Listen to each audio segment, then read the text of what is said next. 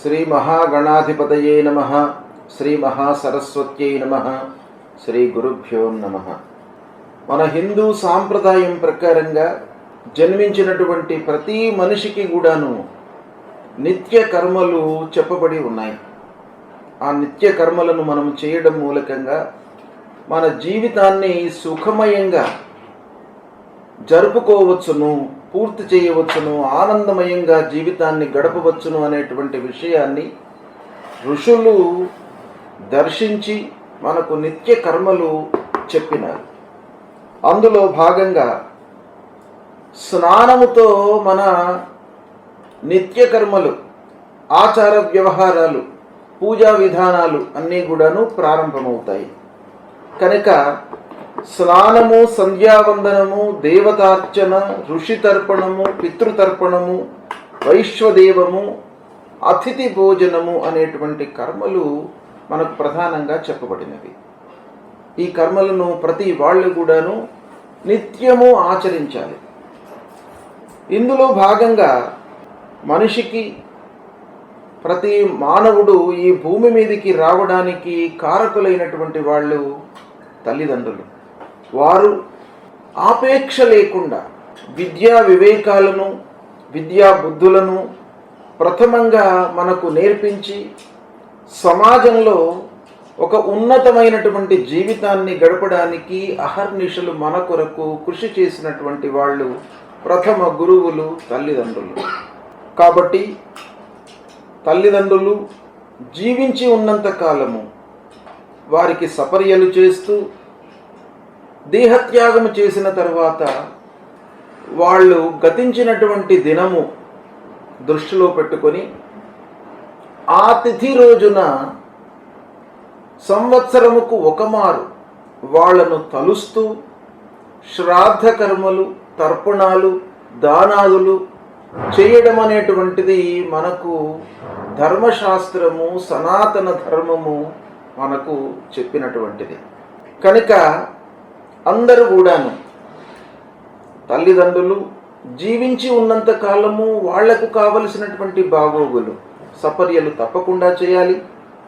దాని తర్వాత గతించిన తర్వాత ఆ తిథి ప్రధానంగా శ్రాద్ధాది కర్మలు చేయాలి.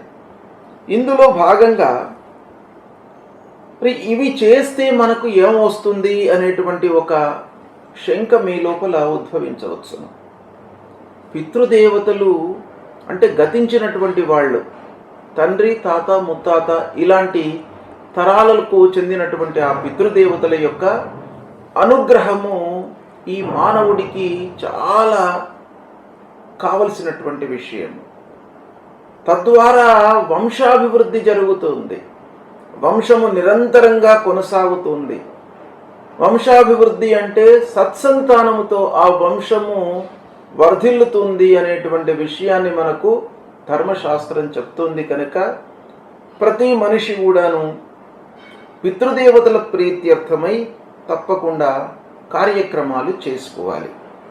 దేవతార్చన కంటే కూడాను ప్రాధాన్యత పితృదేవతలకు ఇవ్వబడింది శాస్త్రంలో. కనుక అందరూ కూడాను ఈ పితృదేవతలకు సంబంధించినటువంటి శ్రాద్ధాదులు, తర్పణాదులు ఇవన్నీ కూడాను తప్పకుండా చేయాలి. ఇందులో భాగంగా ప్రతి సంవత్సరము ఒకమారు పితృదేవతలకు అంటే తండ్రి గతించినటువంటి ఆ రోజును దృష్టిలో పెట్టుకొని అర్చన చేయడము, పిండ ప్రదానం చేయడము, తర్పణము చేయడము ఇవన్నీ కూడాను మనము చేస్తూ వస్తూ ఉన్నాము. మన ఆచారంలో, మన భాగంలో, మన జీవిత భాగంలో ఒకటిగా ఇవి ఉన్నాయి. అయితే మహాలయ పక్షం అంటే పితృపక్షము అని కూడా దీన్ని మనము పిలుస్తూ ఉంటాము. అయితే ప్రతి సంవత్సరంకు ఒకమారు తండ్రిని ఉద్దేశించి శ్రాద్ధ కర్మలు చేస్తున్నాం కదా. మరి ఈ మహాలయ పక్షం అంటే ఏంటి? సంవత్సరముకు ఒకమారు భాద్రపద కృష్ణ ప్రతిపదతో ప్రారంభమయ్యి ఆశ్వయుజ కృష్ణ ప్రతిపదతో అంత్యమయ్యేటువంటి పక్షం అన్నమాట ఇది. దీన్ని మనము పితృపక్షంగా భావిస్తాము. దీన్నే మహాలయ పక్షము అని అంటాం.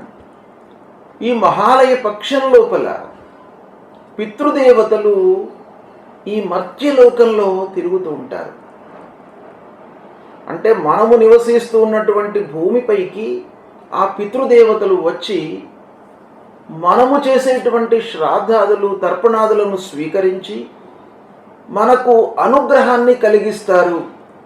వంశానికి వృద్ధి కలిగేటువంటి ఒక అనుగ్రహాన్ని ఇస్తూ సుఖ సంతోషాలను కలిగిస్తూ మనను దీవిస్తారు అనేటువంటివి మన శాస్త్రవచనము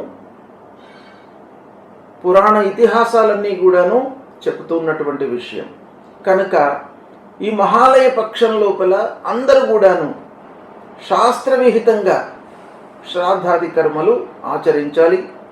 కనుక ఈ మహాలయ పక్షంలో మనం ఏం చేయాలి? మహాలయ పక్షము చాలా ఉత్కృష్టమైనటువంటిది.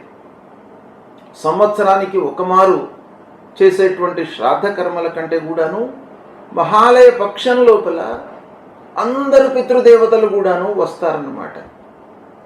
కాబట్టి దీనికి అత్యంత ప్రాధాన్యత ఉన్నది.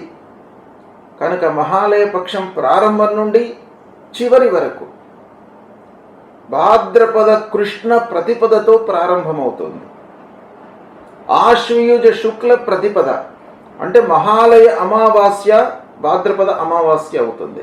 దాని తెల్లవారితే కూడాను మాతామహ శ్రాద్ధం అనేటువంటిది ఒకటి మనకు శాస్త్రంలో చెప్పబడి ఉంది. కనుక భాద్రపద కృష్ణ ప్రతిపదతో ఆశ్వయుజ శుక్ల ప్రతిపదతో అంత్యమయ్యేటువంటిది ఇది మహాలయ పక్షం.